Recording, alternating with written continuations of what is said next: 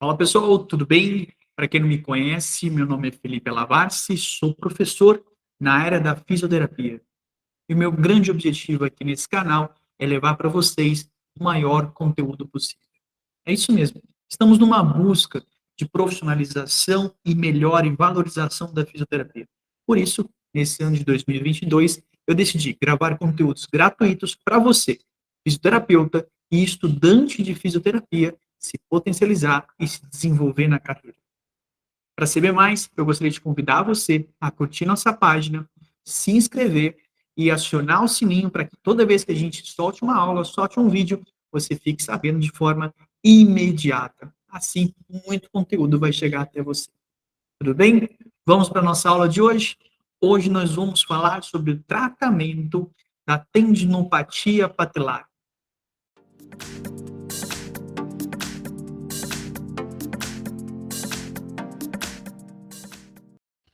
Fala pessoal, tudo bem? Seja muito bem-vindo ao meu canal do YouTube. Vamos bater um papo hoje sobre o tratamento da fisiopatologia tendinopatia patelar, ou da patologia tendinopatia patelar.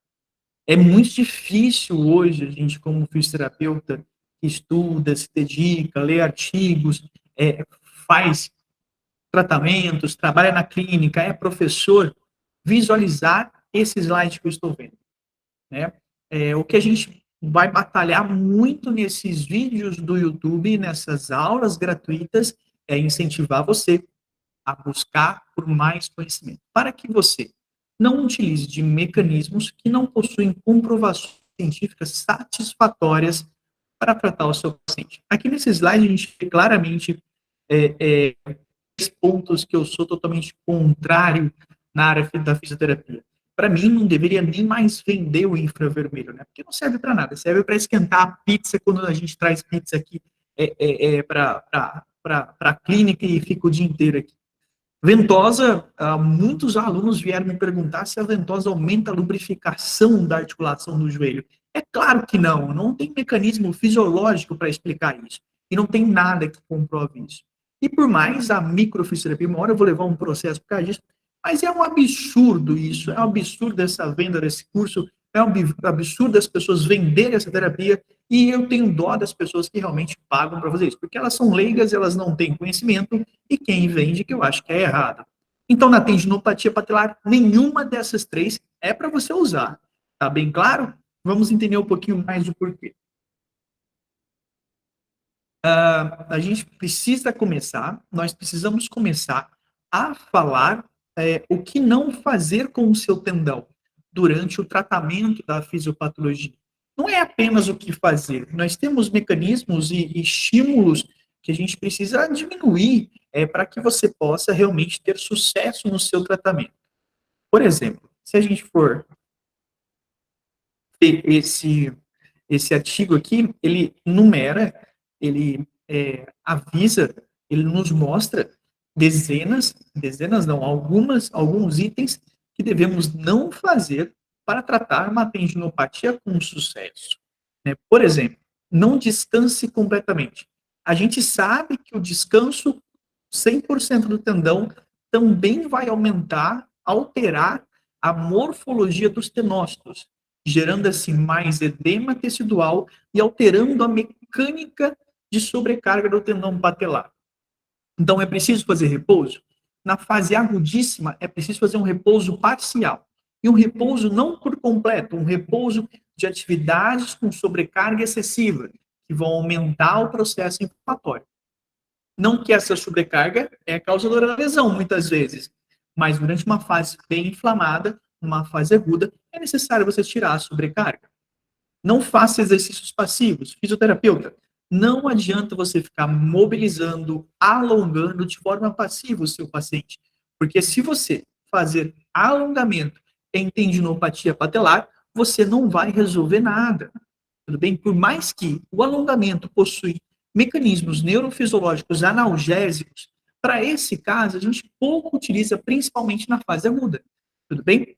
Não faça terapias por injeção. Hoje, não se tem comprovações científicas suficientes que diferem as terapias por injeção de placebo. Por mais dor que já causa a injeção no local inflamado e ainda não tem resultado significativo, então não compensa. Se seu paciente chegar para você e falar que o médico indicou, você apresenta os ativos, apresenta os estudos que não indicam o uso dessa terapia e o paciente faz a escolha dele. Se ele quiser escolher fazer essa terapia, vai de escolha do paciente. Não ignore sua dor. Tem que indicar isso para o paciente. Tendão, você não pode ignorar. Né? Então, se o paciente é de outra patologia que você trata, ele nunca teve tendinopatia, é legal você orientar os seus pacientes que o início de dor no tendão é indicativo de uma alteração morfológica, de uma alteração estrutural de capacidade de recepção de absorção de impacto ou de sobrecarga. Então, é muito interessante que qualquer sinal de dor no tendão patelar, você procure um profissional, você oriente o seu paciente a procurar um profissional adequado para tratá-lo, tudo bem? Não alongue o seu tendão em fase aguda. É necessário ter mobilidade, ter capacidade de flexibilidade, é importante para diversos esportes, mas durante a fase aguda e a fase subaguda, não tem necessidade e não tem o porquê fazer alongamentos. O alongamento em si, ele vai prejudicar ainda mais a morfologia do tendão, tá? Não favorecendo o processo de reorganização dos tenócitos e não favorecendo a melhora da capacidade de absorção de sobrecarga do tendão patelar. Não massageie o tendão, pelo amor de Deus. Você quer trabalhar com mobilização miofascial? Faça, é legal. É interessante você trabalhar sobre o quadríceps, sobre a face poplítea, sobre a panturrilha, todo esse arcabouço miofacial ao redor do joelho. É interessante. Mas não é interessante trabalhar, por exemplo, com crochetagem em cima de um tendão inflamado, de uma tendinopatia patelar. Não se preocupe com exames de imagem. O que isso significa? Que normalmente existem casos que há alterações significativas no exame de imagem, mas o paciente não apresenta sintomatologia. Então, o exame de imagem, ele não é único e exclusivo para realmente fazer um diagnóstico. Precisam de diversos fatores para você unir e assim você conseguir gerar um diagnóstico adequado e eficiente e assertivo para a tendinopatia patelar. Tudo bem? Não se preocupe com a ruptura. Muitos exames de imagem vêm com ruptura e o paciente não apresenta a sintomatologia. Não tome atalhos para a sua reabilitação. Não pule as fases. Na reabilitação, vocês vão ver no decorrer dessa aula que ela possui 4 fases. Não pule, não ultrapasse, não acelere essas fases, porque cada fase tem sua importância. Não existe uma compreensão de qual carga é alta para o seu tendão. Então, tudo vai dar resposta da sua capacidade de treinamento, do seu volume de treinamento. Entenda que o aumento exacerbado de intensidade e volume do treino em pouco tempo de espaço vai gerar sobrecarga adicional sobre o seu tendão que ele aguenta. Consequentemente, se isso for de forma corriqueira, pode acontecer a inflamação do tendão. Inflamação não, pode acontecer uma alteração tendinosa que gera o processo álgico e sintomatológico no seu paciente. Dry needling. Os estudos ainda não corroboram com a utilização do dry needling. Poucos ensaios clínicos randomizados para a tendinopatia patelar. Então, não tem como a gente afirmar muita coisa, nem para positivo, nem para negativo, tá? Pensando que esse estudo aqui é um estudo da classe B. Então, é um estudo que tem uma boa capacidade metodológica, mas não são os melhores estudos. Os estudos revelaram um benefício em médio prazo de 6 meses do agulhamento a seco em relação ao PRP. Então, esse estudo ele comparou o dry needling e o PRP. O PRP já tem informação que ele não tem resultado significativo também. Então, comparar algo com algo que não tem resultado pode ser um pouco ruim para esse estudo. Mas um estudo que tem uma metodologia moderada, pensar assim, é classificado no 1B, mas eu não utilizaria essa referência para afirmar nada, não de forma positiva ou nem negativa. Por isso, mas não agredimos o tendão, de jeito nenhum, tudo bem? A tendência que a gente costuma trabalhar, grande parte das vezes, é vasto medial. Grande parte das vezes, trigger points no vasto medial referem dor sobre o tendão patelar. Bem, a gente pode chegar a confundir a dor da tendinopatia essa do vaso medial, com esse do vaso. Então, base do tratamento de uma tendinopatia, a gente usa como a mobilização facial. Parte do tratamento da tendinopatia patelar é a mobilização facial. A gente pensa em reorganizar o tecido conectivo do membro inferior para que ele possa se trabalhar com uma melhor harmonia. A gente sabe que um tecido conectivo muito denso, tecido conectivo muito restrito, ele altera a capacidade de mobilidade, altera a capacidade de fluxo neural, altera a capacidade de fluxo sanguíneo e altera a capacidade de absorção de carga. Tudo bem? Pensando assim, um dos primeiros trabalhos que a gente faz quando o paciente chega em fase aguda de tendinopatia patelar é a mobilização miofascial. Tudo bem?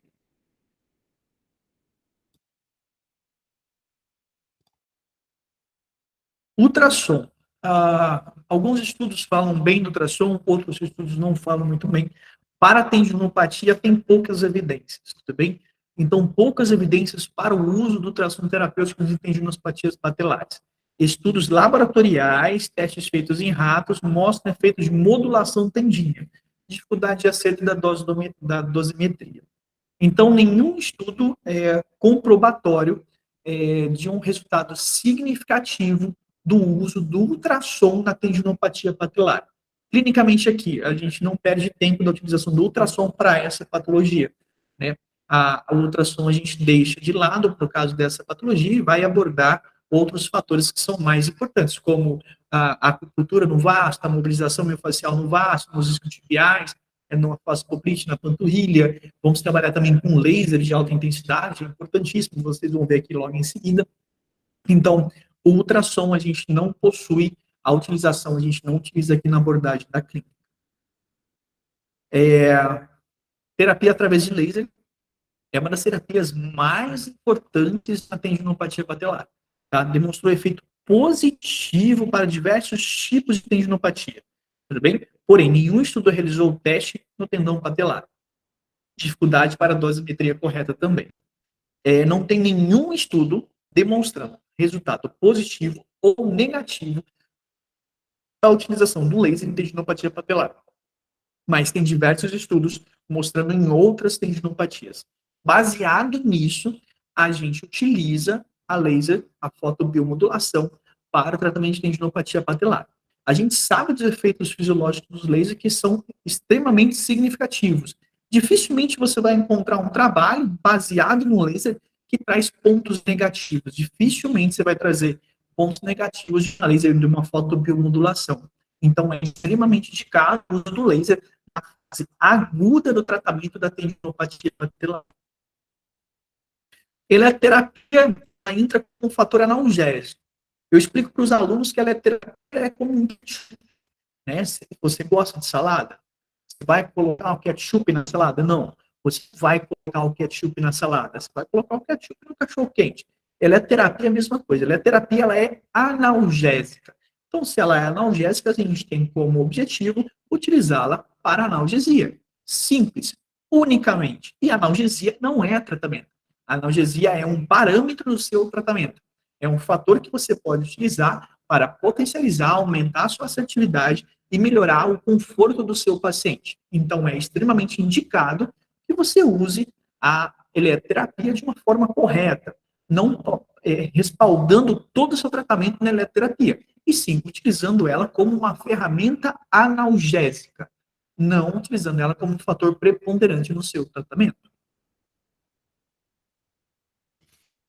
Aí vem o que eu levei bastante pancada já falando da terapia de onda de choque. O aparelho custa R$60 mil e não tem resultado, né? Então, assim, é algo que a gente tem que pensar.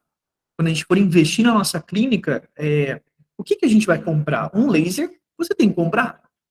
Um ultrassom, compra também um ultrassom, mas onda de choque gastar 40, 50, 60, 30 mil reais para ter pouco resultado ou resultado semelhante a outras terapias, não faz sentido.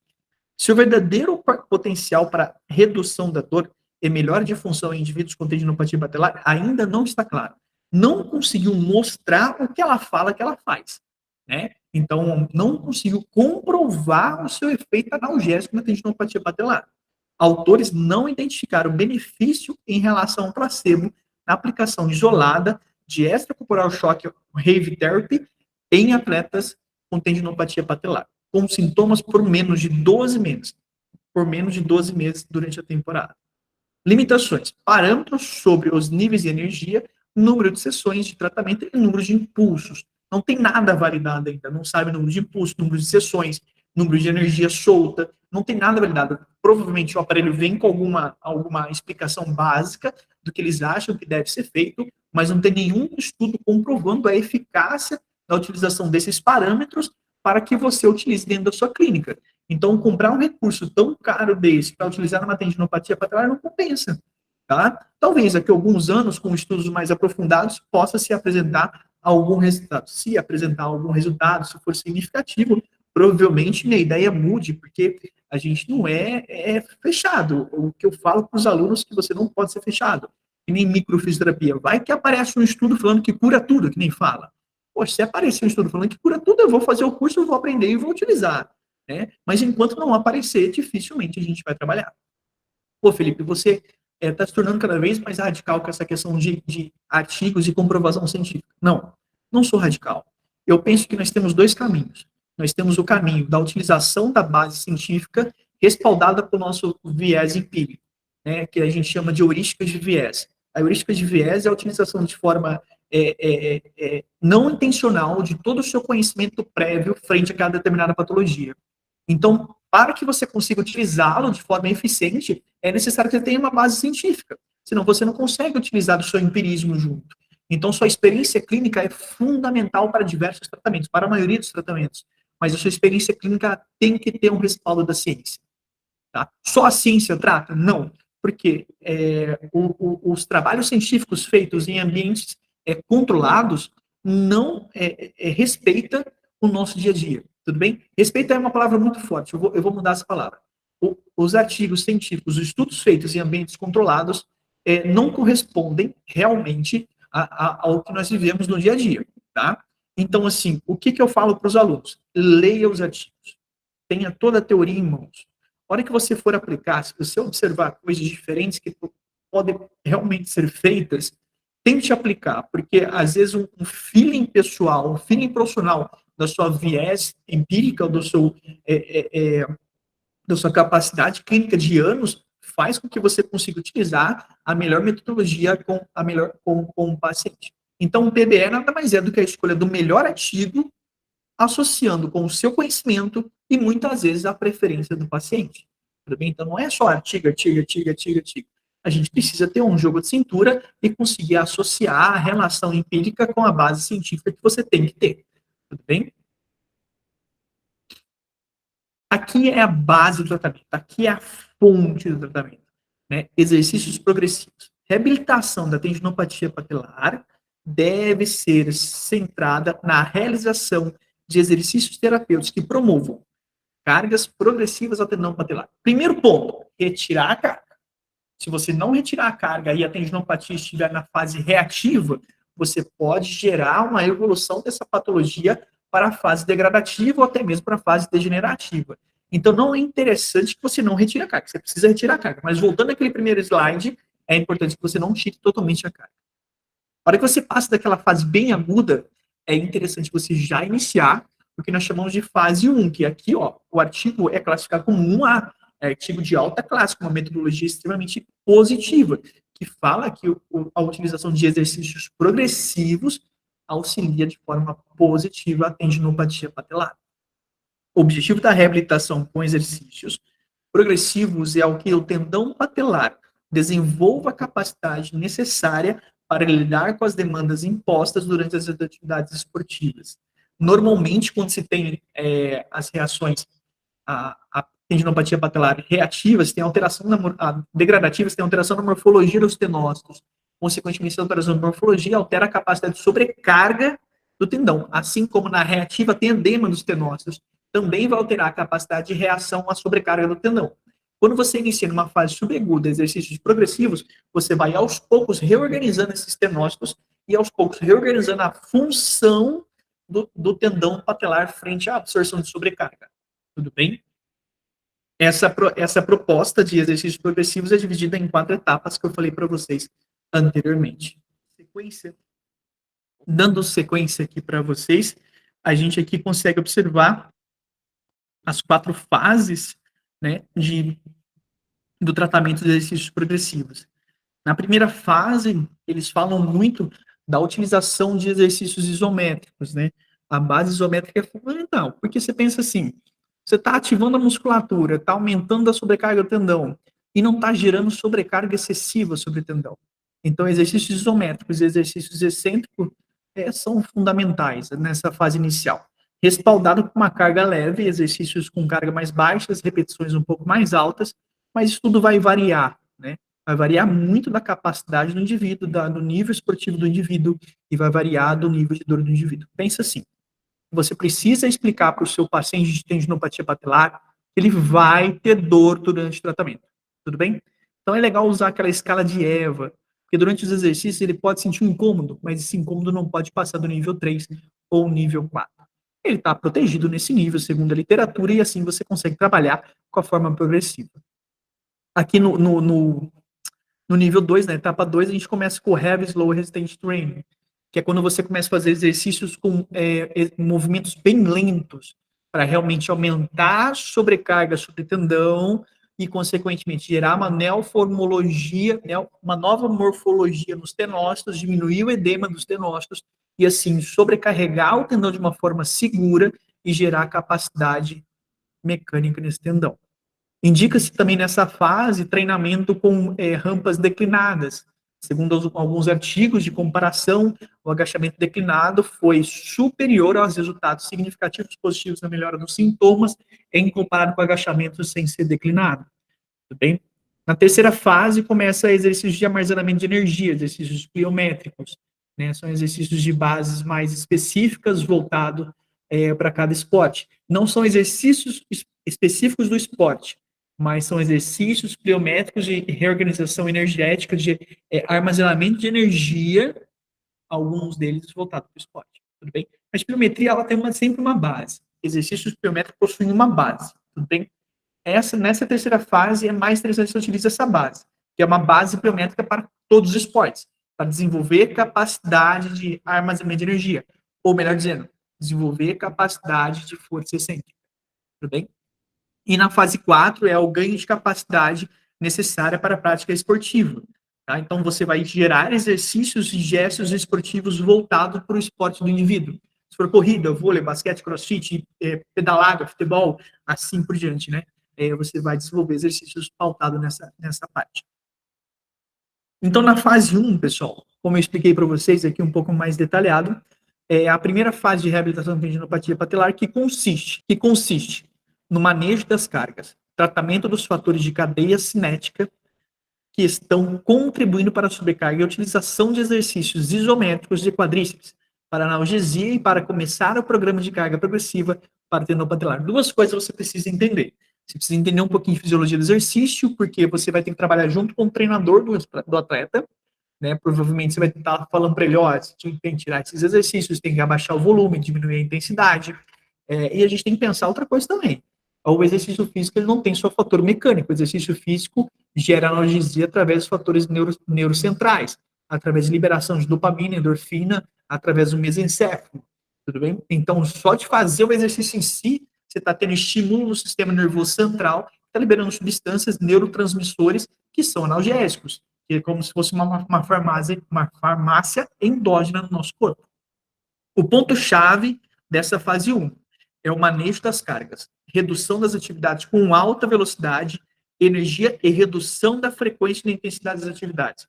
Então, imagina assim que a tendinopatia patelar, a gente pode pensar que ela é a patologia da frenagem, né? Então, salto, arranque, todos esses movimentos biomecânicos geram frenagem, exercícios de alta velocidade, são exercícios que vão sobrecarregar ainda mais seu tendão. Então, é interessante que você retire esses exercícios. Voltando. A tendinopatia patelar, a gente pode considerar como se fosse uma patologia, uma alteração mecânica no tendão patelar voltado a esportes de alta velocidade ou de frenagens subsequentes, como, por exemplo, zigue-zague, tiro, salto, absorção de impacto. Então, um dos fatores preponderantes da fase 1 do tratamento é o controle da carga. Exercícios como rampa inclinada e mobilidade de tornozelo são fundamentais. A gente precisa ganhar mobilidade de tornozelo, estabilidade de quadril, força de quadríceps, estabilidade entre antero e posterior dos músculos. Isso é importantíssimo. A força de extensores de quadril, a força dos extensores do quadril são também fundamentais para o desenvolvimento positivo do seu tratamento. Tudo bem? No início da estratégia de flexão, usar a flexão de tronco pode ser usada. Quanto maior a flexão de tronco, menor a sobrecarga sobre o tendão. Então a gente precisa agachar, né? Grande parte do tratamento, já na fase 1, a gente já agacha já. E quando a gente solicita para o indivíduo inclinar o tronco para frente, a gente aumenta a intensidade de ativação do glúteo e diminui a intensidade da ativação dos quadríceps. Consequentemente, você vai diminuir a sobrecarga sobre o tendão patelar. Então, o uso do agachamento com o tronco mais inclinado é indicado na fase 1 do tratamento. Não é a melhor mecânica do agachamento, mas para esse paciente com essa patologia é interessante. Na fase 1, então, na fase 1 do tratamento da patologia de tendinopatia patelar, da tendinopatia patelar, podemos trabalhar em cima de fatores de riscos encontrados na avaliação. Importantíssimo. E o principal é o controle de sobrecarga. Exercícios isométricos com alta intensidade são indicados também na fase 1, de 70% a 80% da capacidade máxima. Cadeia cinética aberta com o joelho de 30 a 60 graus. Precisamos trabalhar na fase 1 cadeia cinética aberta, porém, precisamos trabalhar com angulação de proteção. Observou-se recentemente que uma intervenção com a realização do agachamento espanhol, que é aquele agachamento que você faz com elástico atrás das pernas, com 5 séries de 30 segundos de angulação de 70 a 80 graus de flexão do joelho, 80 a 90 graus de flexão do joelho, mantendo o seu tronco ereto diariamente, é efetiva para não provocar analgesia. Né? Tá vendo só? É exercício simples. Você coloca o elástico na parede, numa porta, num espaldar, põe o paciente dentro desse elástico para gerar, ou uma corda para gerar pressão do joelho. Você faz o agachamento isométrico de 70 a 90 graus. Se você utilizar isso todos os dias, e 5 séries de 30 a 30 segundos, você pode gerar uma analgesia no seu paciente. Tá bom? Esse daqui, ó. Esse exercício aqui. Beleza? E aqui mostra a angulação protetiva da cadeira extensora. Novamente, pessoal, não perca tempo fazendo alongamento para tendinopatia patelar. Você não pode alongar o seu tendão. E não faz sentido você ficar fazendo alongamento de isquiotibiais. Além de perder tempo, você não tem resultado positivo nenhum para o desenvolvimento da assertividade do seu protocolo. Ok? Beleza? Fase 1, ainda, os critérios de progressão para a fase 2, para a próxima fase de tratamento, são individuais, pense nisso, e baseados na dor, força e função. Recomenda-se que o atleta evolua para a segunda fase de tratamento quando apresentar dor menor de 3 no quadro de EVA. Essa aqui é a aula 4. Na aula 3, eu falei sobre a avaliação do paciente com tendinopatia patelar. Então, vá lá na aula 3, estude a aula 3 para que você consiga entender essa progressão. Porque se você não entender a avaliação que a gente faz, você não consegue também entender a progressão que a gente faz com o paciente com tendinopatia patelar. Tá bom? Fase 2. Olha esse vídeo aqui que legal. Esse exercício é o Bulgarian Squat. A gente trabalha sempre com uma amplitude menor, de até 75 graus. Utiliza-se sobrecarga. Esse paciente é um atleta de alto rendimento de levantamento peso olímpico, ele agacha com 240 quilos, então esse querobel de 24 quilos para ele é nada. Nesse exercício, a gente trabalha a mecânica de dinâmico válvulo positivo, a gente coloca a angulação da perna um pouco mais para frente para sobrecarregar menos o tendão patelar e gerar atividade no quadríceps, isso é importante. Na fase 2, a ênfase deve ser oferecer cargas progressivas para o tendão patelar, com exercícios de fortalecimento do quadríceps em contrações concêntricas e excêntricas, com altas cargas, porém com baixa velocidade. Já pensar no Heavy Slow Resistance Training. É importantíssimo já pensar nisso nessa fase 2. Na verdade, eu já começo a trabalhar esse Heavy Slow Resistance Training no início. né, mas com exercícios mais simples, né. No início que eu coloquei já exercícios isotônicos, já saí um pouco da isometria, eu já começo a trabalhar com exercícios mais lentos, tá bom? Então pensa assim, ó, primordial para a reabilitação de um paciente com tendinopatia patelar. É você entender as transições das fases, da fase 1 para a fase 2. Você saber que para ele evoluir para essa fase, você precisa avaliar a força, a sintomatologia e a dor desse paciente. Pensando de uma forma interessante para vocês, pense em tendinopatia patelar. Primordial para o seu tratamento é saber evoluir de uma fase para outra, tudo bem? Como que você faz para evoluir da fase 1 para a fase 2? É você avaliar força, função e a dor desse paciente. A dor não pode estar acima de 3 da escala de Eva, tudo bem? E outro fator preponderante no tratamento de um paciente com tendinopatia patelar, para você ter sucesso, é a utilização do Heavy Slow Resistance Training, exercícios que trabalham de forma concêntrica e excêntrica a capacidade supralíceas, beleza?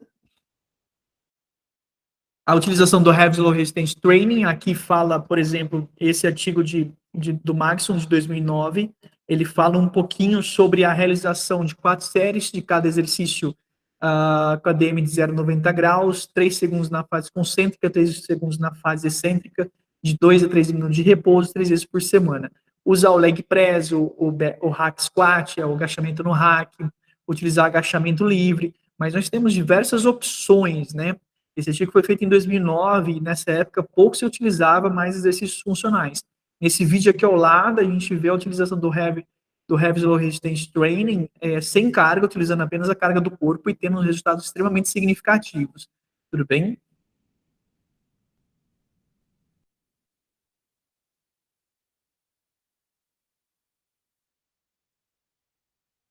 Dor durante os exercícios é aceitável. Grave isso, pelo amor de Deus, e saiba trabalhar com o seu paciente com isso. Ó, então vamos lá, ó, grava isso. Dor durante o tratamento de tendinopatia patelar é aceitável, contanto que não exceda uma intensidade de 4 a 5 na escala de Eva de 10. Além disso, espere-se que a dor desapareça relativamente rápido, não estando pior em 24 horas após o exercício físico. Gravou isso? Isso é importante. Se a dor durante o exercício exceder os valores aceitáveis, pode-se reduzir a ADM e, caso isso não seja suficiente, a carga do exercício deve ser diminuída. Então, vamos imaginar que você está fazendo um Bulgarian Squat. Realizando o Bulgarian Squat, o paciente começa a relatar um aumento de dor. Esse aumento de dor, se você pedir para ele classificá-lo, chega acima de 5, 6. O que você pode fazer? Primeiro passo, reduzir a amplitude. Segundo passo, reduzir a intensidade, diminuir a carga. Tudo bem? Tá? Se nenhum desses dois casos resolver, você retira o paciente desse exercício, modifica o exercício e vai entender o que está acontecendo. O que é essa intensidade da dor? Temos que pensar na atividade, na intensidade da dor e temos que pensar na relação temporal da dor. Se o paciente tiver uma dor acima de 5, 6, já é um ponto negativo. Se o paciente, depois de 24 horas, essa dor não diminuir de forma significativa, já é um ponto negativo também.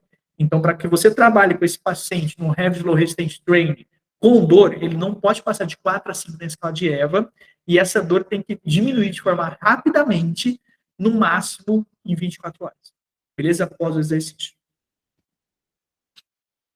Tem outro protocolo aqui também do Magnusson, que ele fala que na primeira semana é legal trabalhar de 3 a 4 séries de 15 repetições máximas. Na segunda e terceira semana, trabalhar de 3 a 4 séries, diminuir as repetições para 12, 10 a 12 e aumentar a intensidade. Também na quarta e quinta semana, reduz para 10 e aumenta mais a intensidade. Na sexta e oitava semana, reduz para 8 e aumenta mais a intensidade. Da nona à 12ª semana, você diminui para 3, 4 séries de 9, de 6 repetições e aumenta mais a intensidade. Isso vai variar da capacidade física do indivíduo, do esporte do indivíduo, do seu objetivo com o indivíduo. Mas se você trabalhar nessa base, você consegue ter resultados significativos, que já está comprovado isso, que se você fizer exatamente o que está aqui, você tem resultados positivos. Mas o que eu falo para você, em ambiente controlado é um pouco diferente. Mas segue esse artigo que, ó, é legal. Alguns exemplos de exercício, Não gosto muito de utilizar o hack, não utilizo, mesmo porque a gente não tem aqui na clínica, não faço questão de ter. Gosto de desenvolver a biomecânica do agachamento livre, nem que no início seja sem carga. Utiliza-se o leg press 45, pode utilizar também o leg press horizontal, que é bom também, dá para trabalhar, tudo bem? Lembra que no início, na fase 1, pode trabalhar cadeia cinética aberta, isometria e na angulação de proteção. Tudo bem? Não esquece disso, tá? Aqui a gente mostra um protocolo excêntrico um pouquinho. Aqui o vídeo não corresponde ao artigo, porque o artigo fez a comparação do agachamento declinado com o agachamento não declinado, fase excêntrica, e verificou que o declinado apresenta melhores resultados em comparação ao outro em 12 meses. Mas esse vídeo aqui mostra mais um exercício, mais um exemplo que a gente pode fazer. O joelho a ser trabalhado é o joelho esquerdo. A gente pode, aos poucos, aumentando a intensidade, colocando carga, fazendo mais anteriorização do joelho para aumentar a tensão aqui. Esse é o protocolo utilizado para agachamento declinado, tá? O apoio no pedal para declinado de 3 séries de 15 repetições, 2 vezes ao dia, 7 vezes na semana, sem carga alguma, 12 semanas seguidas, dor menor do que 4 na EVA. Você pode até orientar, se o paciente tiver uma angulação, alguma rampinha de 35 graus na casa dele, orientar ele até fazer em casa, que é positivo, você vai aumentando a sobrecarga no tendão patelar de forma progressiva, gerando a melhora da morfologia dos tenócitos, diminuição de edema, melhora a mecânica desse tendão de capacidade de absorção de carga. Tudo bem? Tratamento de fase 2, critérios para fase 3. Importante isso, pessoal. Força pelo menos 150% do peso corporal no leg press. Fê, não tem um leg press na minha clínica. Então, tem alguns outros critérios. Boa tolerância aos exercícios iniciais de armazenamento de energia. Exercícios pliométricos com dor menor de que 3 na escala de EVA, no teste do agachamento no podal no plano inclinado 24 horas após os exercícios. Pronto. Outro padrão que você pode utilizar como recurso para evoluir para a fase 3 são exercícios pliométricos. Eu não tenho agachamento, não consigo testar esses 150%. Inicia a pliometria com ele de forma leve, baixo volume, vai adaptando e verificando os resultados agudos e resultados tardios. Tudo bem? Se ele evoluir bem nos resultados agudos e resultados tardios, beleza, sensacional, continue evoluindo com ele. Fase 3, exercícios de alta velocidade. Olha esse daqui que legal.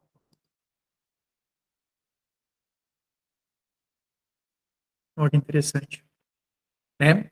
Exercícios de alta velocidade na fase concêntrica e absorção de impacto na fase excêntrica. Tá? Exercícios de armazenamento de energia, pliométricos modificados, sendo enfatizada a contração excêntrica do quadríceps. Isso é importantíssimo para desaceleração de atividade em alta velocidade. A escolha dos exercícios específicos depende do esporte praticado pelo atleta. Vocês lembram que eu falei lá naquele outro slide? Pliometria ela tem uma base, tudo bem? A gente vai trabalhar essa base bem no início, mas aos poucos a gente vai começar a desenvolver a pliometria específica do esporte. A partir daí que a gente começar a desenvolver a pliometria específica do esporte, a gente consegue melhorar já a capacidade específica do esporte dele, para assim poder dar alta depois da fase 4. Interessante na fase 3, trabalhar exercícios de desaceleração, exercícios de aceleração, mudanças de direção, aterrissagens. Pode-se evoluir no número de repetições, ADM, a altura das aterrissagens e velocidade da tarefa de forma gradual. Tudo bem? Exercícios pliométricos, é praticamente tudo isso. É praticamente um pleonasmo aqui. Né? Então, é toda a base de treinamento funcional. Treino de arranque, força, torque, pliometria, frenagem, mudança de direção, tudo que vai fazer com que o seu tendão consiga ter velocidade na capacidade de absorção de carga. Então, a gente chama isso de inteligência motora. Né? Então, essa fase é a fase de inteligência motora. Não adianta você só fortalecer base. Você precisa criar inteligência motora, pois no dia a dia, no esporte dele, ele vai estar trabalhando, ele vai estar necessitando desses recursos. Tudo bem? A mensuração adequada e precisa de carga inicial imposta ao tendão é fundamental na terceira fase de reabilitação, para que não se evolua rápido demais, porque pode resultar em reaparecimento dos sintomas de maior intensidade. Alguns artigos falam que você não pode aumentar uma sobrecarga de acima de 4 a 5% de um treinamento de uma semana para outra, mas isso é para pacientes normais, sem tendinopatia patelar.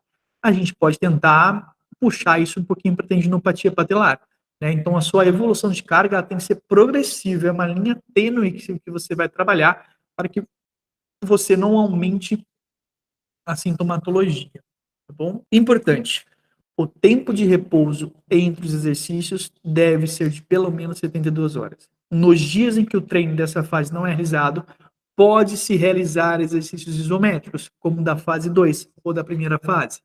Nos dias dos exercícios isotônicos, segunda fase, e no dia seguinte, gerando outro ciclo de carga de alta, baixa intensidade. Alta, baixa e moderada intensidade, com um dia de descanso em cada semana. Então, nessa fase 3, você já começa a fazer ciclos de exercício. Aí você já pode, nessa fase 3, estar associando o seu tratamento com treinamento desportivo. Se ele está em algum clube, se ele pratica algum esporte, academia, crossfit, e orientando os coaches ou conversando com os coaches, fazendo uma troca de figurinha para que vocês possam fazer um treinamento integral. Progressão para a fase 4 e fase final, pessoal. O atleta é capaz de realizar exercícios de terceira fase em volume e intensidade equivalentes à demanda esperada do esporte praticado por ele. Simples assim. Exercícios da terceira fase são substituídos por retorno gradual ao treinamento. Eu não concordo. Eu acho que esses exercícios da terceira fase devem se manter com todos os atletas, porque isso é uma base de preparação, tá bom? No início dessa fase, não se deve exceder durante o treinamento o volume e intensidades máximos que eram realizados antes do final da terceira fase. Não aumenta muito, já está dando alta para o paciente. Já vai devagarzinho, vai tranquilo, faz uma carga progressiva, sem muito exagero, para não dar problema na última fase. Retorno ao esporte pensa que os déficits de força, resistência e potência da musculatura envolvidas nos gestos esportivos devem ser sanados. Pensa na aula 3, que tem avaliação para entender isso. Não aparecer sintomas no patelar no teste de carga realizado após 24 horas, pronto, o paciente está apto para entrar no esporte. Alguns testes a serem utilizados na Auto Sport Single Limb Trip Rope Test, salto triplo instância, dinamometria, Maximal Vertical Rope Weight Test e altura de salto unipodal. Importantíssimo. Vocês vão ver nesse teste, nesses vídeos aqui. Esse aqui, o Rope Test Crossover, né, não é o mais indicado, mas é pular de forma reta. Esse aqui é um vídeo que eu tinha mais fácil, eu coloquei aqui para vocês.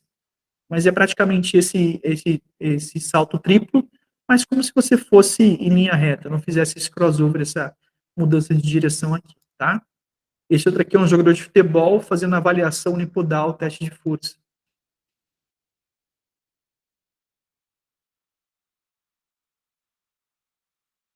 Esse teste a gente precisa fazer uma comparação de uma perna para outra, assim como esse não tem uma diferença maior do que 10%.